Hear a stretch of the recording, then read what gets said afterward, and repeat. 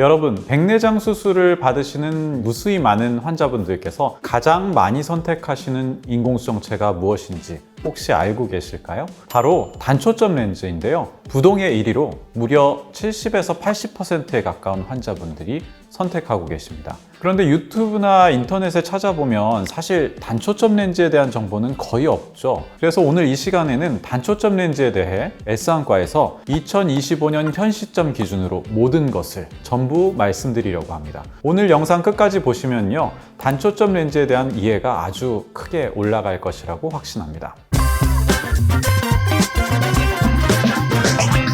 안녕하세요. 여러분의 평생 안과 주치 S안과 안현석 원장입니다. 오늘은 2025년 백내장 단초점 렌즈의 모든 것이라는 주제로 이야기해 보려고 합니다. 먼저 단초점 렌즈의 가장 큰 장점 3가지입니다. 엄청난 장점들인데요. 첫 번째는 가격입니다. 단초점 렌즈는 건강보험이 적용되는 유일한 렌즈로 경제적인 부담이 아주 적습니다. 렌즈까지 포함한 백내장 수술 전체 비용이 단한 기준 25만 원 내외입니다. 아주 저렴하죠. 그리고 이 비용이 국내 어느 안과든 거의 차이가 나지 않는 것도 큰 장점입니다. 실제 가격 메리트는 환자분들이 단초점 렌즈를 선택하는 최우선적인 이유 중에 하나인데요. 이 컨텐츠를 준비하면서 제가 다른 여러 국가 사례도 함께 찾아봤습니다. 미국, 독일, 영국 같이 주요 선진국들의 경우 단초점 인공수정체 수술의 비보험 기준 단한 가격이 400에서 700만 원 정도입니다. 물론 보험이 되는 경우에 좀 저렴해지긴 하는데요. 문제는 이제 수술 대기가 최소 12주에서 16주 정도가 된다고 합니다. 이렇게 보면 우리나라는 정말 이 의료 접근성 면에서는 타의 추종을 불허하는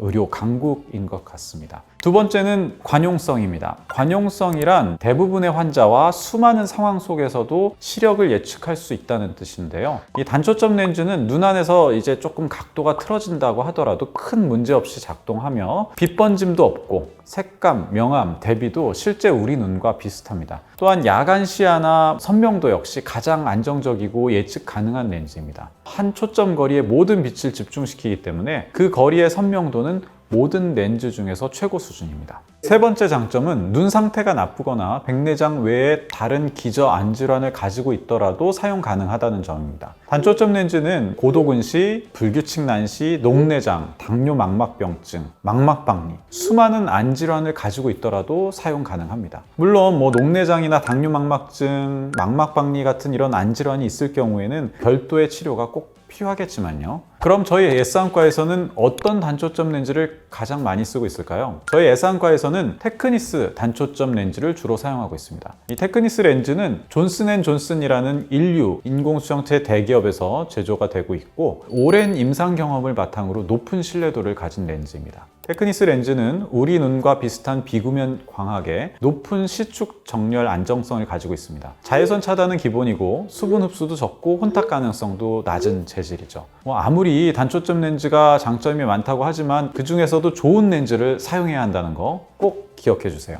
단초점 렌즈를 선택하는 대부분의 환자는 초점 거리를 이 원거리로 선택합니다. 그 이유는 간단합니다. 우리가 일상생활에서 가장 많이 사용하는 시야가 바로 원거리이기 때문입니다. 운전을 하거나 가족들과 대화를 하거나 텔레비전을 보거나 외출할 때 우리 대부분의 시선은 무의식적으로 멀리 있는 대상을 향하기 마련입니다. 심지어 트렌드에 민감한 다초점 렌즈조차 가장 많은 빛 배분을 두는 거리도 원거리 초점입니다. 요즘 근거리 중요도가 많이 높아졌기는 하지만 여전히 원거리 시력은 최우선적으로 중요합니다. 다만 이제 한쪽 눈에 초점을 단초점으로 해서 원거리로 맞추게 되면 반대로 근거리 시력 욕심이 생길 수도 있는데요. 이런 경우에는 몇 가지 방법이 있습니다. 첫 번째는 돋보기 안경을 활용하는 것입니다. 반대쪽 눈도 원거리용 단초점 렌즈를 선택하되 책을 읽거나 이 스마트폰을 볼 때는 가벼운 돋보기 안경으로 보완하는 방식입니다. 이 방법은 가장 전통적이면서도 시력의 질이 안정적입니다. 두 번째는 믹스앤매치 전략입니다. 다른 쪽 눈에 다초점 렌즈를 선택해서 근거리 시력을 확보하는 방법입니다. 의료진과의 정밀한 상담이 필요하긴 하지만 잘만 맞추면 돋보기를 안 쓰거나 훨씬 적게 쓸 수 있습니다. 만약 아주 근거리까지는 아니고 중간거리 시야 정도라도 괜찮다고 한다면 모노비전 전략으로 커버하는 것도 하나의 방법입니다. 1.5디옵터 이내 원거리, 중간거리, 단초점 렌즈 조합을 하게 되면 컴퓨터 보시는 거리 정도까지는 무난하게 커버하실 수 있습니다.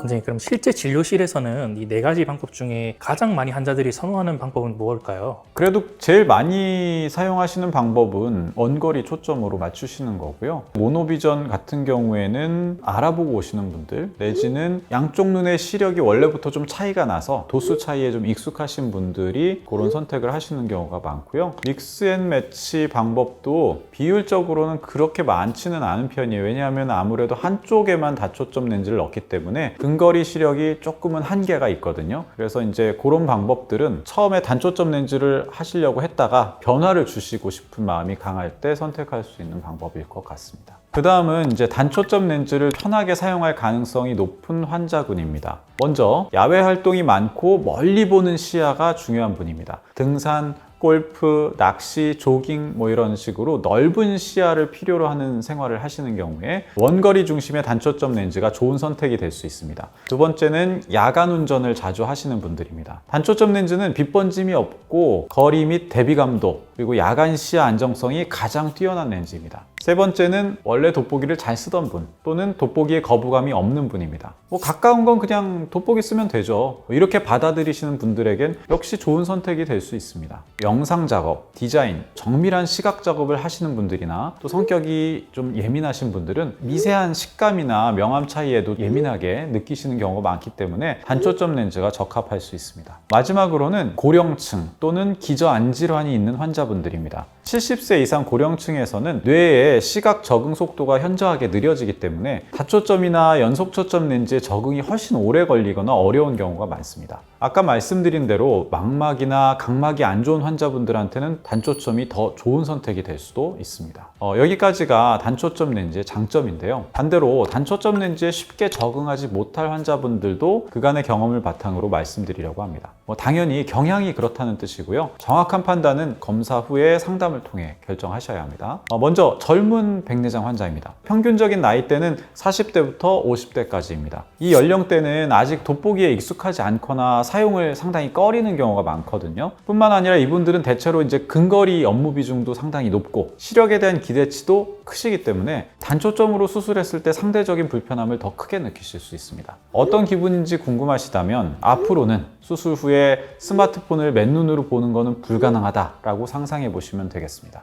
사실 저는 40대에서 돋보기를 기꺼이 사용하시겠다라고 하는 경우를 거의 못 봤는데요. 그만큼 이제 단초점으로 수술했을 때 주의가 필요할 수 있습니다. 두 번째는 이제 안경 없이 살고 싶다는 기대가 아주 큰 분입니다. 돋보기를 넘어서 아예 안경조차 안 쓰고 싶다라는 환자분들도 의외로 꽤 많으신데요. 콘택트 렌즈는 싫고 라식도 아색하기는 너무 늦은 것 같고 이참에 백내장도 없애고 안경에서도 탈출하자라고 생각하시는 분들은 다초점 렌즈를 선택하시는 것이 좋은 방법일 수 있습니다. 모든 거리를 편하게 보고 싶어 하시는 분들 역시 마찬가지가 되겠죠. 세 번째는 백내장으로 인한 불편보다 노안으로 인한 불편을 더 크게 느끼시는 분들입니다. 보통 초기에서 중등도의 백내장을 가지고 계시는 비교적 젊은 백내장 환자분들이 많이 해당이 되는데요. 실시간으로 근거리 시력이 뚝뚝 떨어지는 것을 막 느끼고 계시는 그런 분들입니다. 이런 분들은 단초점 렌즈로 수술을 받게 되시면 백내장 수술의 효과는 그렇게 크게 느껴지지 않는 데 비해서 근거리 시력은 엄청나게 떨어지는 체감을 하실 수 있는데요. 그래서 아무래도 다초점을 조금 더 권해드리는 편입니다. 그럼 최근 인공수정체 시장 트렌드는 어떨까요? 최근 렌즈 시장 트렌드를 보면 단초점 렌즈의 사용 비율은 2015년 약 90%에서 불과 10여 년이 지난 2024년 작년에는 70에서 80% 수준으로 눈에 띄게 줄어들고 있습니다. 그 이유는 크게 두 가지인데요. 먼저 스마트폰 등 근거리 작업이 늘고 수술 연령대가 점점 젊어지게 되면서 연속 초점이나 다초점 렌즈를 선택하는 환자분들이 꾸준히 증가하고 있기 때문입니다. 그리고 그에 맞춰서 인공수정체 제조사들의 신제품 다초점 렌즈 역시 점점 더 많아지고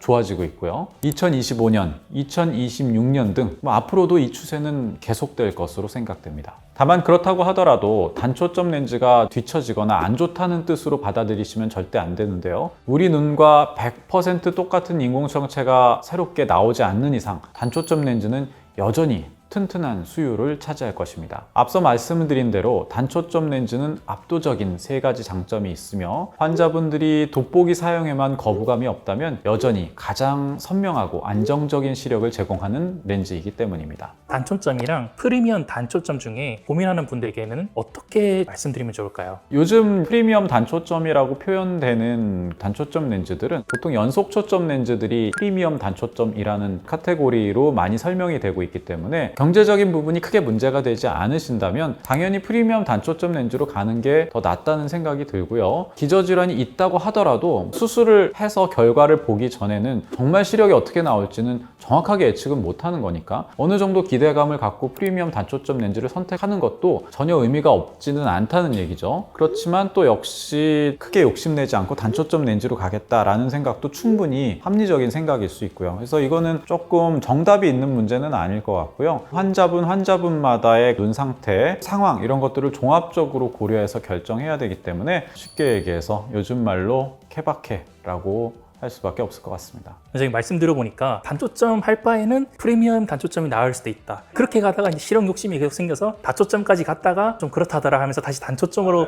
저랑 얘기할 때는 분명히 단초점 렌즈 하시기로 하고 나가셨는데 내일 수술을 위해서 차트 리뷰를 하다 보면 이분 다초점 렌즈로 바꾸셨네 뭐 이런 경우가 요즘에 꽤 많이 늘었거든요. 심정은 충분히 이해가 되긴 하지만 그래도 수술을 하시면 그만큼 시력이 잘 나오시고 결과가 좋아야 환자분도 좋으시고 저희도 기분이 좋고 서로 이제 만족할 수 있는 그런 상황이 되기 때문에 다시 이제 수술 전에 한 번 더 상담을 통해서 충분히 상황에 대해서 이해를 하신 후에 렌즈를 결정하시도록 안내드리고 있습니다. 그런 분들이 타협해서 그러면 연속 초점 안 될까요? 하는 경우도 있을까요? 네, 그런 경우도 있고요. 그래서 실제로 그렇게 이제 다초점 갔다가 타이에에서 다시 다운그레이드 하시는 분들은 아예 단초점 렌즈까지는 안 내려가시고요. 보통 이제 프리미엄 단초점, 아이엔스나 퓨어시 이런 쪽으로 타협을 하시는 경우도 꽤 많이 있습니다. 2025년 버전 단초점 렌즈 설명은 여기까지이며 혹시 더 말씀드리고 싶은 내용이 생긴다면 2탄으로 돌아오겠습니다. 환자분들도 혹시 궁금한 내용이 있으시다면 댓글에 적어주시면 좋겠습니다. 좋아요, 구독, 알림 설정 부탁드리고요. 이상 S안과 안현석 원장이었습니다.